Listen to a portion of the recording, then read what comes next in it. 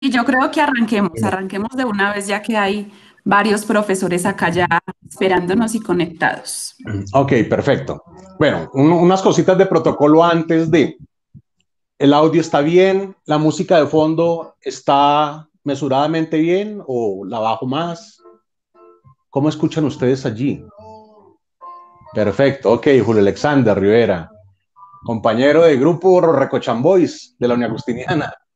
Bueno, entonces,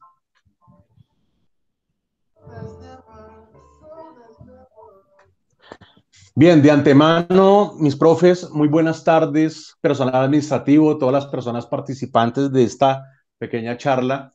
Espero que este tiempo de cuarentena haya sido, aparte de las experiencias quizás oscuras que cada uno pueda tener desde su intimidad, desde sus miedos, desde sus cosas, espero todo haya sido un proceso de avance, de reconciliación con nosotros mismos, con nuestras familias. Espero todo esté a esta altura de mil maravillas, porque de esta pronto saldremos. Eh, bueno, pues para los que no me conocen, para los que me han visto por ahí en la universidad, pero no me conocen, mi nombre es Frank Johan Rodríguez, soy ibaguereño, eh, músico egresado del Conservatorio del Tolima. Hace 24 años yo comencé mi carrera como docente con la comunidad agustiniana en el Colegio Agustiniano del Salitre. Y bueno, pues este es un pequeño, como una introducción que quiero hacer para la charla que se viene. Yo pensaba mucho cuando Natalia Osorio nos presentaba esta charla, yo decía, hombre, ¿será que esto tiene que ser en este sentido pedagógico, muy catedrático? También pensando en qué iba a ser, pues me llevó a este título, Historias Cruzadas, porque me di cuenta que fue importante ciertas cosas, como muy seguramente para cada uno de nosotros dentro de nuestro saber pedagógico hemos tenido referencias o ha habido unos puntos muy especiales en nuestra historia que nos llevó a determinar nuestra profesión o pues de alguna u otra manera fue influyente para que nosotros estemos haciendo lo que estamos haciendo. Entonces, pensando en todo esto, llegué a una conclusión que definitivamente dentro de la pesadez y dentro de esta angustia que quizá llevamos en esta etapa de cuarentena, me pareció que esta charla debió haber sido, tiene que tener un contexto por mi parte muy humana, o sea, muy cercana. Eh, y entonces tomo estos dos elementos, la pedagogía, o sea, esa historia como profesor, como docente, pero la otra, la humana, la que me lleva finalmente a contarles y a tener una cercanía que nos va a llevar a nuestras reflexiones más adelante con estas dos historias que les voy a contar, que se transversalizan con lo que Tienes el ha micrófono sido abierto. mi vida en este ambiente pedagógico. Los dos personajes a mencionar son Frank Sinatra y Karl Orff, que en su momento ya lo explicaré. Trataré de ser muy rápido, muy breve, muy dinámico, muy cercano. De corazón, quiero que nos llevemos como una pequeña historia que la relacionen con la de ustedes, porque finalmente, lo que mencionaba yo ahorita, todos tenemos una historia que contar frente a la pedagogía y entre este bello trabajo que estamos haciendo, tanto en la universidad como por donde hemos pasado siempre.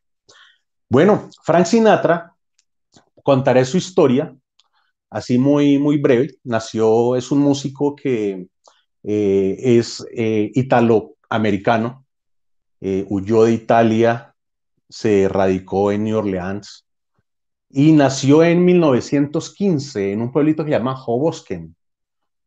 La historia de Frank Sinatra, voy a contar unos tres aspectos que son como los más relevantes que tiene él. Este, que es el nacimiento de él en 1915, donde era un niño muy solitario, muy introvertido, que le gustaba escuchar mucho música dentro de su fantasía y todo lo que un niño siempre maneja, la música lo cautivó desde ese entonces. Y entonces, pues un niño muy solitario cuenta la historia que en el parto de él, por un mal procedimiento médico, le generó una cicatriz en el lado izquierdo y sus amigos lo llamaron Scarface.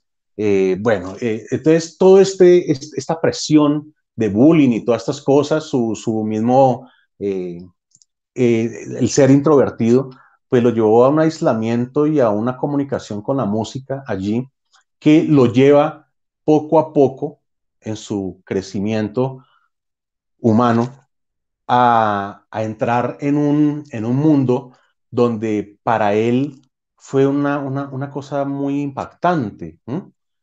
Pasar de un extremo a otro, pasar de la humildad a encontrarse la fama, porque empezó a cantar y cantaba pues muy bien, empezó a cantar en los bares de New Jersey, allí empezó a darse a conocer y poco a poco fue escalando con diferentes grupos donde finalmente uno de ellos, que era como el más reconocido, lo invita a que sea cantante de allí y es allí donde toma este grupo como un trampolín hacia la fama. Él decide ya no seguir tocando con grupos como invitado, sino organiza su propia orquesta. Y es allí donde empieza esta segunda etapa de la fama, el éxito, que también lo lleva, pues, o sea, lo que trae la fama, lo lleva pues, a tener una vida muy grata para él, para su familia, tiene 3 matrimonios,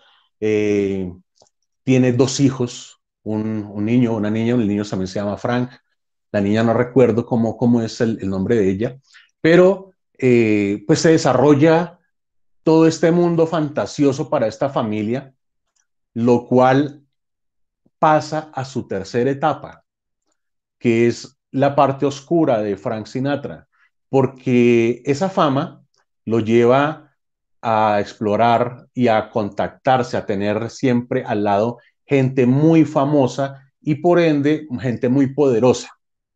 Y dentro de este poder, que el poder era de narcotráfico y político. Pues esta tercera etapa de su vida lo lleva pues, a ser calificado por el público después de tener una fama grandiosa.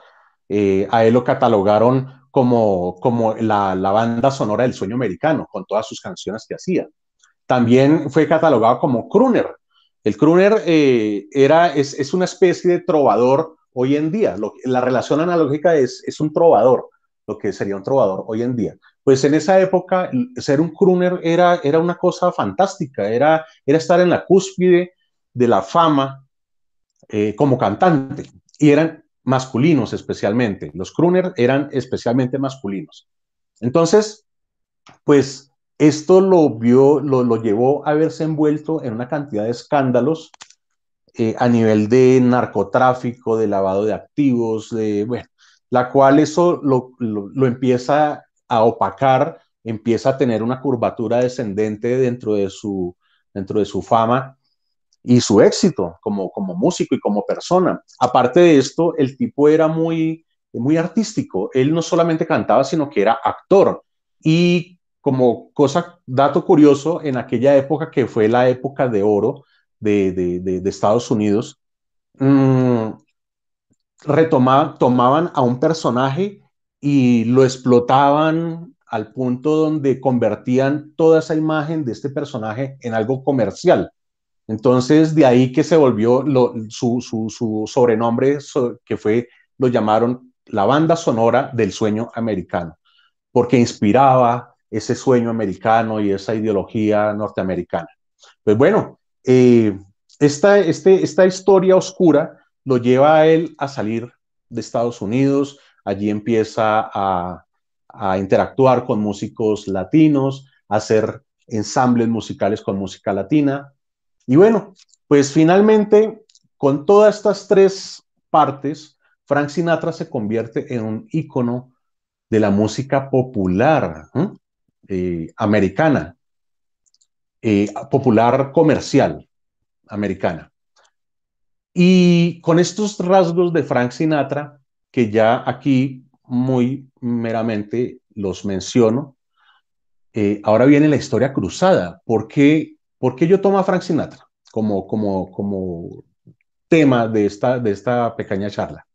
Pues porque con esa historia que sucedía allá, eh, cuando yo crecí en Ibagué y estudié en el conservatorio, siempre me llamó la atención la orquestación, sin saber mucho, porque apenas yo estaba comenzando en el conservatorio, entonces no tenía muchos bagajes técnicos ni conceptuales sobre qué era armonía, con el contrapunto y todo este tipo de cosas que paralelamente Frank Sinatra ya había eh, vivido.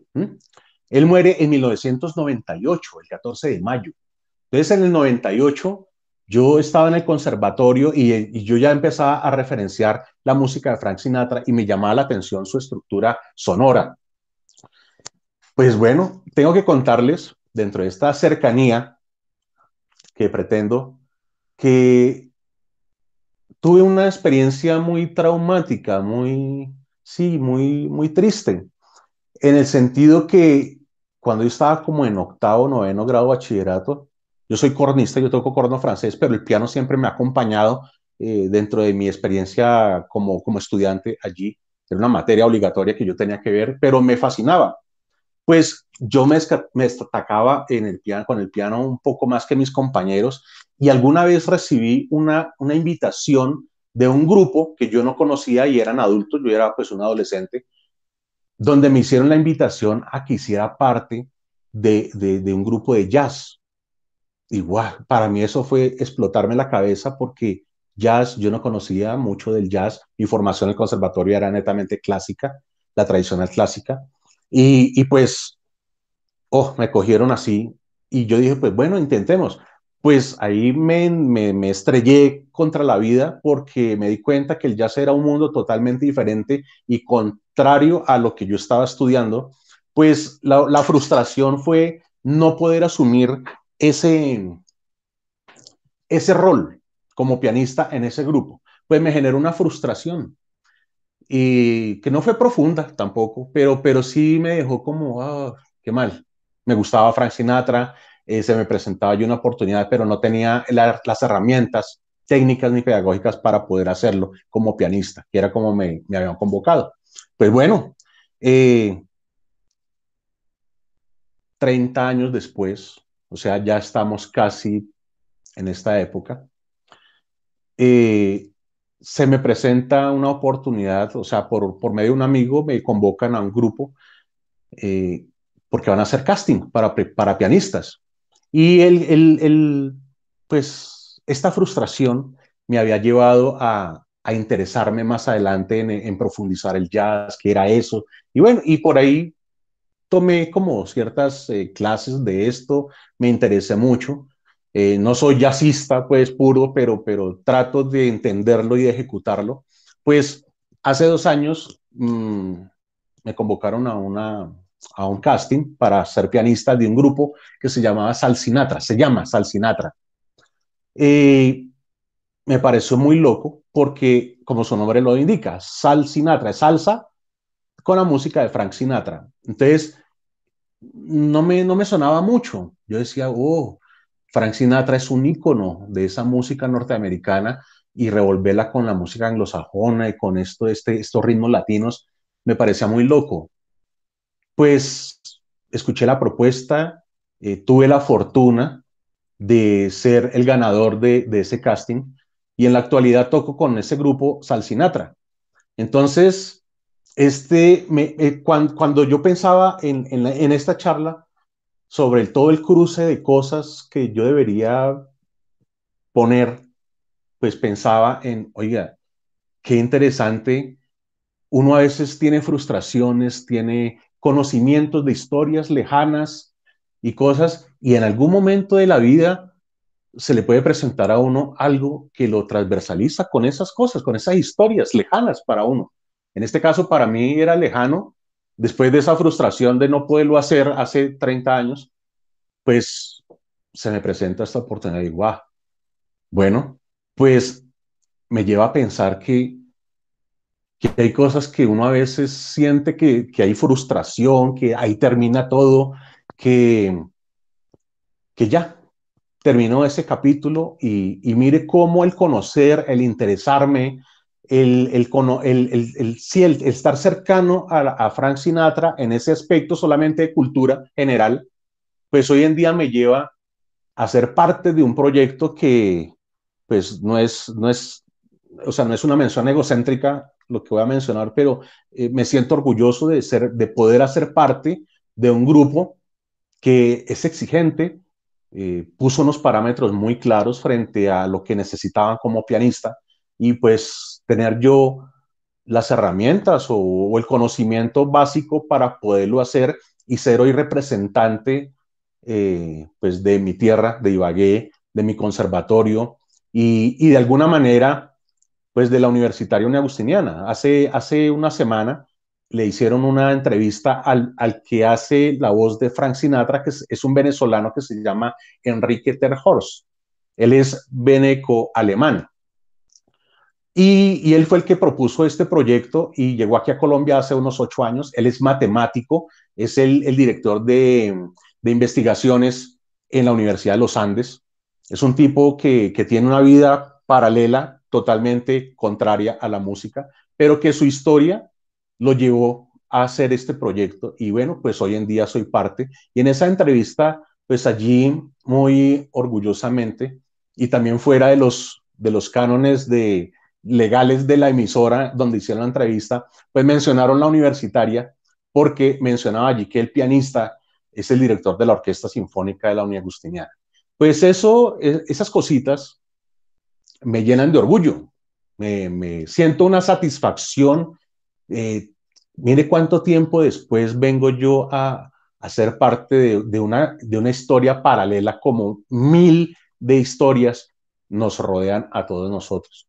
Pues bueno, esto más adelante nos cerraré con la otra charla porque tiene el mismo contexto, pero ya una cosa más cercana a mi quehacer como director de orquesta. Eh, Aquí dejamos entonces a Frank Sinatra, mi participación dentro de Frank Sinatra, dentro de Sal Sinatra y todo lo que esto conlleva dentro de la pedagogía para mi vida y para lo que yo hago, que finalmente transmito esto a la entidad pues, a la que estoy laborando. Bien, nuestro segundo y último artista se llama Carl Orff.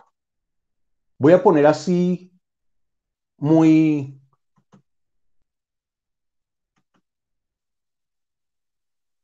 muy de fondo para no estarnos aquí escuchando todo el tema. Quizá ustedes lo habrán escuchado porque esto lo hacemos con la Orquesta Sinfónica de la Universidad, de la Universitaria.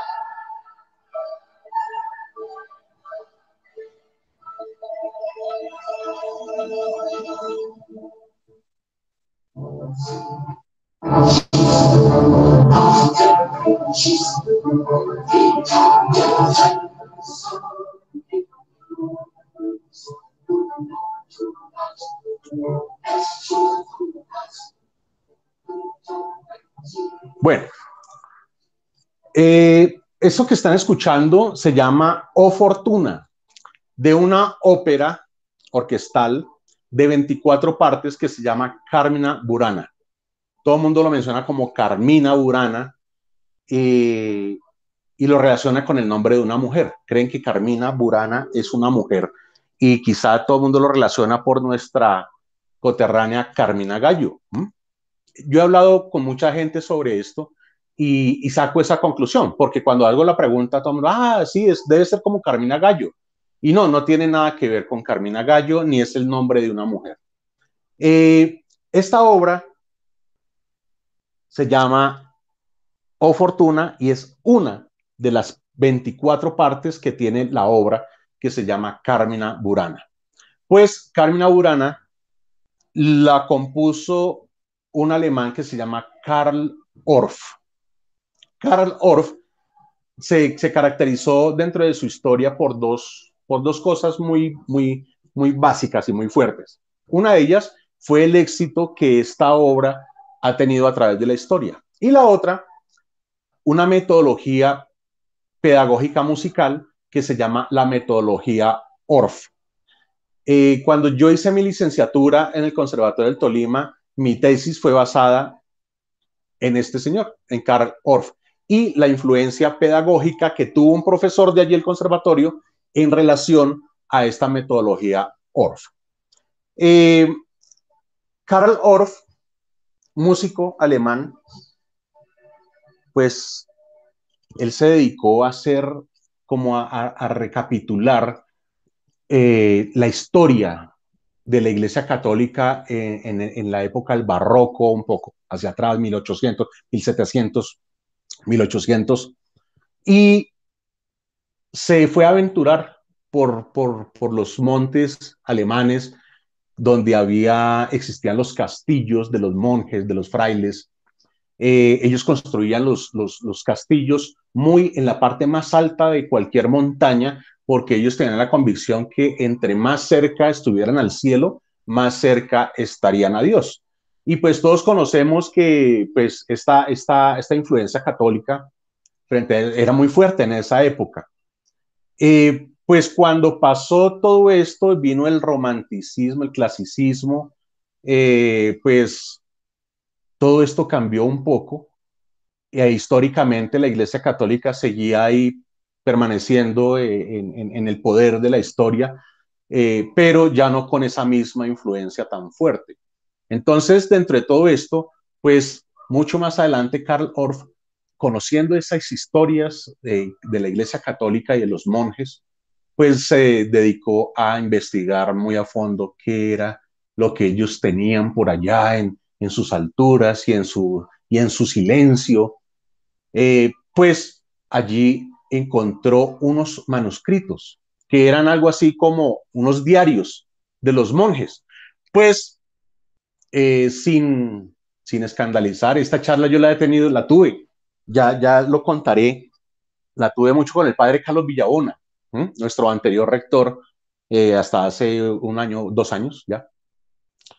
Y, y pues sin ir a profundizar en esa historia religiosa, vale mencionar que Karl Orff cogió todos sus manuscritos y los tradujo en música. ¿Y eso qué era? Eran pues diarios donde allí comentaban y contaban, escribían, anotaban todo, todas sus vivencias humanas, aparte de la religión. Y entonces esas vivencias humanas pues eran escabrosas para ese entonces y lo siguen siendo quizá en esta época, pues imagínense en ese entonces, como homosexualismo, prostitución, bueno, aberraciones, alcoholismo, bueno, era una cantidad de cosas espantosas donde quedaron allí relatados. Pues Karl Orff, también sorprendido de esto y además que era un hallazgo histórico, o sea, inminente, pues él lo que hizo fue coger todos estos escritos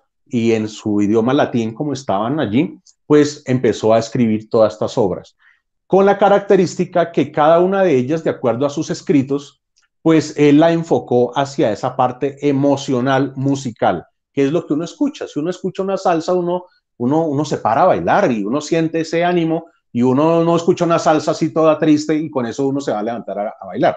Entonces, ese sentido anímico, sentimental, pues él lo enfocó muy bien y todo lo que, si le quitáramos la letra, o sea, teníamos que conocer latín, pues para ver qué traduce eso. Pero si uno lo conociera, bastaría quitar la letra, o sea, no tener el concepto de qué es lo que dice, pero la música le incita y le traduce lo que él quiere decir con esas letras. O sea, la música traduce todo eso por su estado sentimental, anímico. Entonces fue muy asertivo eso, porque las letras allí hablan sobre oscuridad, sobre lujuria, sobre alcoholismo y todas estas cosas, y la música es así densa. Por eso esa obra es como tan impactante y tan llamativa. Cuando uno no sabe esa historia, uno dice, wow, eso es magnífico, ¿sí? Cuando conoce uno la historia, pues más magnífico se vuelve, porque ya hay un contexto allí temático. Pues bueno, Karl Orff fue el compositor de esto. La metodología ORF, que es lo que lo caracteriza también en segunda medida, es porque en la Segunda Guerra Mundial Hitler aprovechó la música para hacerla parte de la guerra. A través de la música incentivaba en las escuelas a los muchachos, a los niños y a los adolescentes a ser parte de la guerra. O sea, era incentivarles a través de rítmicas. Uno escucha una banda marcial, si todavía las que existen por ahí, uno la escucha y siente uno ese sentido patrio y esa cosa. Pues él aprovechó esto para inducir a las filas de la guerra a los niños y adolescentes de esa época en la Segunda Guerra Mundial. Pues así como él lo hizo, Hitler, pues Karl Orff utilizó, le dio algo así como de su propia medicina. Obvio, ya había pasado la Segunda Guerra Mundial, pero quedó esa sensación de guerra y brusquedad social. Entonces, él lo que hace es retomar la música para rescatar a estos muchachos e incluirlos en una sociedad sana, tranquila, pues dinámica, y alejarlos de esa tormenta guerrera que había en ese entonces. Pues la metodología ORF consiste en instrumentos de placa y de percusión. Los instrumentos de placa son aquellos que normalmente o comúnmente llamamos marimbas.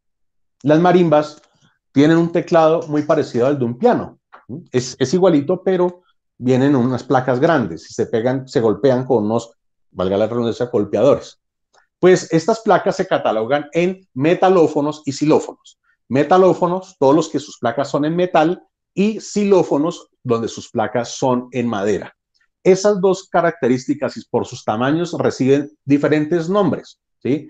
Metalófono sistro, soprano, contralto, barítono, bajo, que esos son tesituras, que son alturas de sonido. Entonces, pues a través de esas placas, que es un sistema muy fácil de entender, porque el niño no necesita tener un conocimiento vago siquiera de la música. Simplemente por imitación, él ve dónde pegan las placas y él lo imita.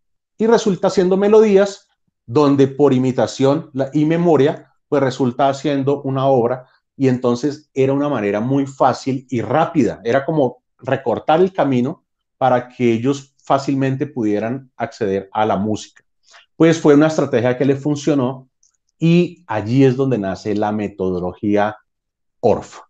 Entonces, Karl Orff, ya conociendo esta pequeña historia, ¿cómo se convierte en algo relevante para mí? Aquí cruzo la historia de él con la mía. Pues resulta que hace 24 años, que fue cuando inició el Colegio Agustiniano Salitre, fue mi primera experiencia a nivel pedagógico. Después de haber salido del conservatorio y haber cursado por orquestas sinfónicas a nivel nacional, pero con la pedagogía yo no tenía, no lo tenía, a pesar que en el conservatorio veíamos varias materias con énfasis pedagógico, o sea, con esa caracterización hacia la enseñanza. Pero yo era instrumentista, y allí la gran mayoría estudiamos para ser instrumentistas. Como lo mencioné hace rato, yo tocaba corno francés. Es un instrumento que es especial para orquesta sinfónica, filarmónica o banda sinfónica. Entonces, era muy reducido el campo de acción, pues no, era instrumentista, no tenía más que pensar, y la tenía clara yo en ese momento. Entonces, ser docente, a pesar que tenía un perfil dentro de mi currículum académico en el conservatorio, pues tenía un perfil para ser profesor, pero no se me pasaba por la cabeza. De hecho, voy a hacer un paréntesis y voy a hacer una anotación de algo que acabo de recordar, que pudo haber sido traumático también, desilusionante. Yo era, era muy hábil en una asignatura que se llama armonía, contrapunto y fuga. La entendía muy bien, me apasionaba mucho. Y es el coco de la asignatura en el conservatorio. Todo el mundo le tenía pavor. Yo le quité, también entré con pavor a esas asignaturas, pero le perdí el pavor porque empecé a entenderla y era, pues para mí era fácil, pero había muchos compañeros que se les dificultaba. Y había tenido una compañera que hoy en día dirige la Orquesta Sinfónica y un programa universitario en Neiva. Ella en ese entonces tocaba saxofón y me pidió explicación sobre esa asignatura, armonía. Y yo me puse a explicarle, y claro, yo la veía desde mi perspectiva y sin la experiencia de cómo enseñar, pues se lo explicaba a mi manera. Y ella no me entendía. Yo le decía, hombre, pero Janet, ¿cómo es que no entiende eso tan fácil? Y bueno, y así repetidamente yo me iba exaltando porque no me entendía. Y ella cogió los libros, los cuadernos que tenía y los tiró hacia el piso y me dijo, uy, Fran Johan, ojalá usted nunca vaya a ser profesor. Y se fue. Pues me quedé yo ahí como entre ese... Bueno, ahí no hubo mucha percusión, pero más adelante, cierro el paréntesis, ya van a entender por qué hago mención a esto. Oye, ella me condenó a que ojalá nunca fuera a ser profesor. Y tenía la razón, quizá, en ese entonces, pues la manera en cómo le explicaba y cómo no me hacía entender. Pues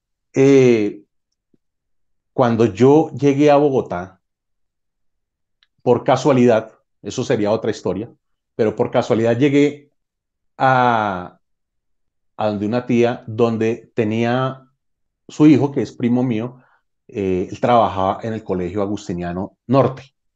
Y entonces, 2 días antes le había hecho el comentario a mi tía sobre que necesitaban un docente para un colegio de los agustinianos. Y bueno, yo llegué aquí a Bogotá de paseo, sí, a visitar a mis tías. Enero. Yo trabajaba con el Plan Batuta en la ciudad de Ibagué. Era el coordinador de eso. Y bueno, pues allí mi tía hizo el comentario y yo, pues no conozco el colegio, no sé, yo tengo mi trabajo allá en Ibagué. Y me dijo, mijo, pues por qué no, pues va y a ver qué es. Eh, Dentro de eso, yo venía sufriendo una situación sentimental, entonces estaba dolido y yo dije, ah, bueno, voy a ir a ver qué pasa. Y fui al Agustiniano Norte, allí era donde estaba la convocatoria, llegué allá con mi pinta tolimense, camisa corta, jean roto, tenis. Bueno, pues a una entrevista con un colegio que era serio. Yo no sabía que el colegio tenía pues esa representación a nivel Bogotá eh, muy buena. Y llegué allí y me hicieron la entrevista. Yo dije, pues, Frank, ¿qué piensa hacer usted para el colegio? ¿Qué aporte usted haría hacia la parte de la materia que pensamos contratarlo? Yo le dije, pues, padre, era el padre Carlos Villabona, el que empezaba a ser rector del Agustiniano Salitre. Y yo le dije, pues mire, yo vengo de hacer esto así, y hacemos orquesta sinfónica, infantil, juvenil, pero de inyección económica es del Estado. Entonces, pues si ustedes tienen eso y podemos comprar instrumentos, pues hagámoslo. Y no hubo más preguntas. Me dijo, queda contratado. Y yo, oh, o sea, yo no iba a eso, pero se presentó esa oportunidad. Estarán preguntándose, bueno, ¿y Carl Orff qué tiene que ver ahí? Pues resulta que yo le pedí instrumentos al padre. Vamos a hacer esto. Mi funcionalidad hasta ese momento era cornista. Yo tocaba corno francés en la Orquesta Sinfónica de Pereira, del Valle, y finalmente, después de todo esto, estuve con la Orquesta Sinfónica de la Javeriana. Y bueno, pues ahí Carl Orff todavía no, pero yo al padre le pedí instrumentos. ¿M? Entonces, como era instrumentista y me estaban contratando y bajo esa apreciación que yo di, pues me contrataron y con ese dolor sentimental que tenía, tomé la decisión de venirme para Bogotá. Y ahí empezó. Y empezó un calvario, porque el padre le quedó eso ahí metido. Él es Divagué, músico del conservatorio, me mencionó orquesta sinfónica infantil y juvenil, pues él ya la tenía clara, el que no la tenía clara era yo, porque yo simplemente le di unos conceptos de lo que de pronto se podía hacer, lejos de imaginarme que me fuera a contratar así a ojos cerrados. Pues un mes después de empezar esas labores en el Agustiniano, el Salitre, empecé a ver la color hormiga, porque el padre compró efectivamente, en ese entonces eran como unos 110 millones en instrumentación sinfónica. O sea, estoy hablando del año 97, hace 24 años, más o menos, vamos para 20, ya que se cumplieron 24 años. Pues, cómo no, que me vi a gatas porque los instrumentos ya iban a llegar.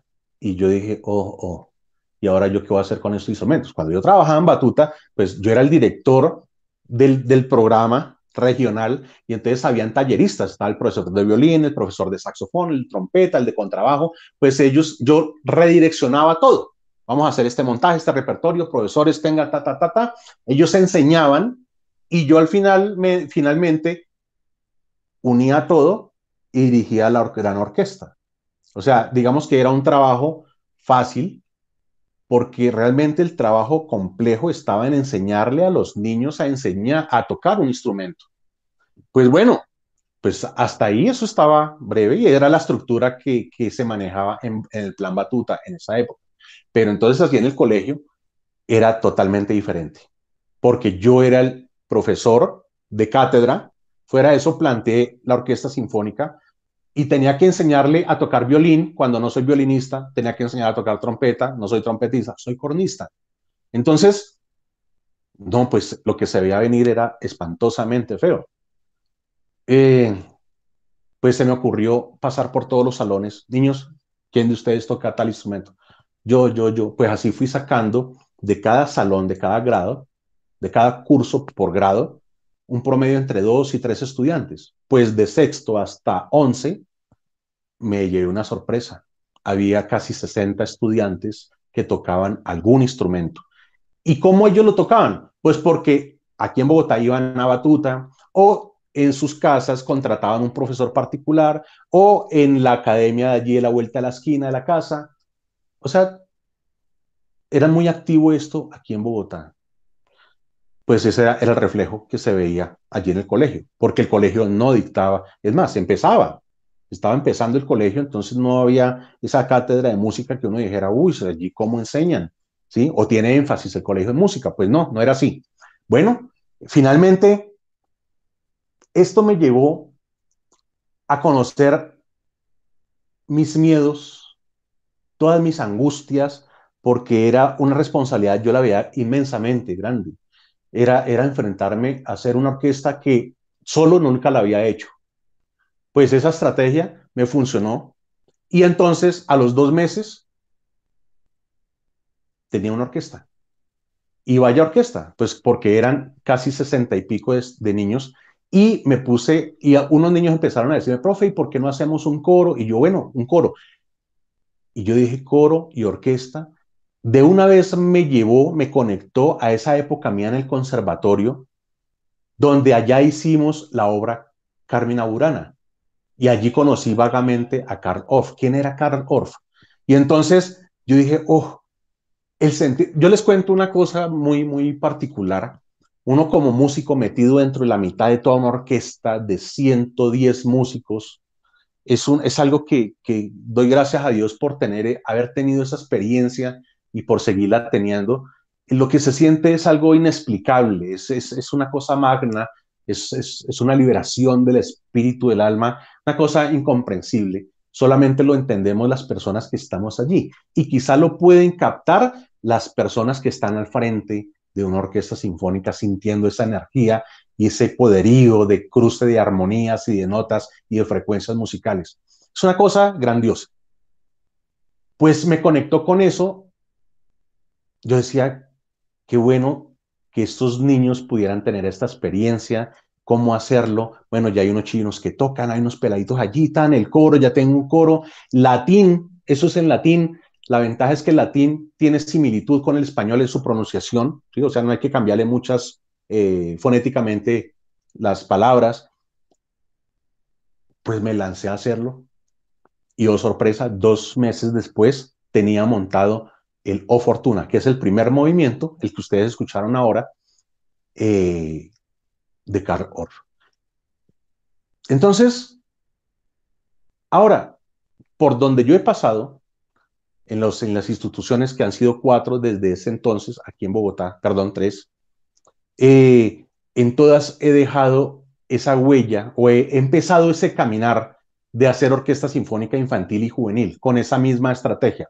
Pues finalmente, ahí en la Agustiniana empezó así. Para los que no conocen más profundamente lo que hacemos a través de Bienestar allí con la Orquesta Sinfónica, pues no tenemos carrera de música, ellos no tienen un nivel de avance técnico frente al instrumento, ¿no? En los colegios les enseñaron a tocar esto y por ahí empezaron y de pronto los papás se animaron y le pusieron profesor particular, pero no tienen esa formación técnica. Pues el padre Carlos Villabona me comentó, me convocó y me dijo, Frank, yo me acuerdo mucho de ese trabajo suyo hace 24, bueno, en este entonces hace 20 años, allá en el Agustino del Salitre, ¿será que lo hacemos aquí en la universidad? Yo le dije, pues padre, hoy en día me siento con la satisfacción de poderle decir, hagámosle, o sea, porque no, a este nivel. Y en esa época quizá no me hubiera atrevido a decirle, hagámoslo, pero ya tenía la experiencia, ya tenía un recorrido, ya había pasado por la palidez, por las vergüenzas, por los éxitos, por todo lo que implica una experiencia. Pues en la Unidad Agustiniana tenemos orquesta sinfónica sin tener carrera de música, sin tener un programa sólido donde diga uno, uy, hijo de mi chica, es que aquí la música es fuerte. No, todo ha sido desde lo que humildemente he podido hacer. Yo quisiera que la universidad tuviera una escuela de formación musical donde los muchachos, para que se oxigenen de sus carreras y de sus cosas, pudieran ver un instrumento allí, pero de una manera muy seria y muy técnica, profesional casi, sin que se convierta eso en un conservatorio y quizá nos abra las puertas para una carrera de música en nuestra universitaria. Pues bueno, este tipo de cosas me llevan a pensar que definitivamente, que ya para cerrar esta charla, eh, muy seguramente a mí me llevó a recapitular, a pensar cosas que uno a veces muy grandiosamente las hace, eh, sin saberlo, sin, sin estudiarlo, porque uno no estudia para eso. Yo no estudié para esto. Muy diferente si me hubiera puesto a estudiar dirección de orquesta. Y con toda seguridad, si yo hubiera estudiado dirección de orquesta, no estaría trabajando con juveniles que no saben leer un pentagrama, ¿sí? O sea, estaría en un nivel donde, no, aquí tienen que tener por lo menos una formación musical tradicional de lectura en pentagrama y todas estas cosas. Entonces, mi vida hubiera sido completamente diferente, pero mire cómo estas cosas fortuitas, casuales, me llevaron a cambiar el rumbo de lo que yo pensaba, de lo que yo tenía pensado hacer. Eh, y entonces, pensando en todo esto, eh, si nomás para mí esto ha sido así, una locura, pero que una locura muy satisfactoria, con toda seguridad, cada uno de ustedes, cada uno de nosotros, tiene una historia cruzada, que conoció a alguien, históricamente conoció algo, o alguna vez en su vida se le cruzó algún referente. Y esto nos lleva hoy en día quizá a hacer cosas partiendo de esa historia, de ese alguien, de esa persona o de ese algo. Pues en la pedagogía he tenido la experiencia y todos nosotros, creo yo, hemos tenido la experiencia de que uno no se las sabe todas, que uno aprende todos los días de cosas pequeñas, grandes, de cosas que lo hacen sonrojar a uno, pero finalmente uno aprende. Pues mis queridos compañeros, eh, a manera de reflexión, esto fue una experiencia muy bonita para mí, recapitular todo esto. Pues la invitación es que no nos olvidemos de esas historias que quizá nos han llevado, nos tienen en este momento en otro camino, o quizá tengamos otros más caminos más adelante partiendo de una historia pasada. Mis profesores, muchas gracias por su Profesor atención Fran, y mil gracias. profesor, Sí, cuéntame. profesor Fran, ¿será posible, habla Mario Ok, Mendoza, Mario. será posible que interprete una partecita de New York, por favor, de Frank Sinatra? Sí, claro que Por sí, favor, pero entonces, espérenme, dan un segundito y yo conecto el piano. por favor, sí, porque Claro que sí. Bueno, vamos a cuadrar esto aquí.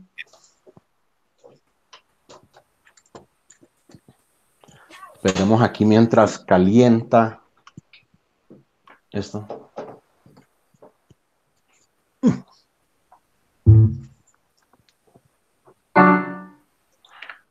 Bueno, para cerrar y ya despedirnos con esto, también quiero manifestar la gratitud a Natalia Osorio, que fue la que directamente me motivó a hacer esto, a la universitaria, obviamente, y a todos ustedes por participar de esta pequeña charla que espero haya sido amena, por lo menos, muy humana, muy cercana desde lo que mi experiencia como docente fue.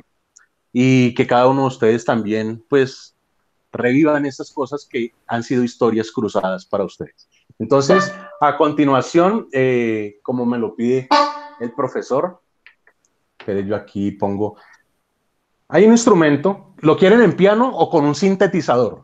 Un sintetizador es un instrumento, un sonido sintetizado. Aquí tengo un coro.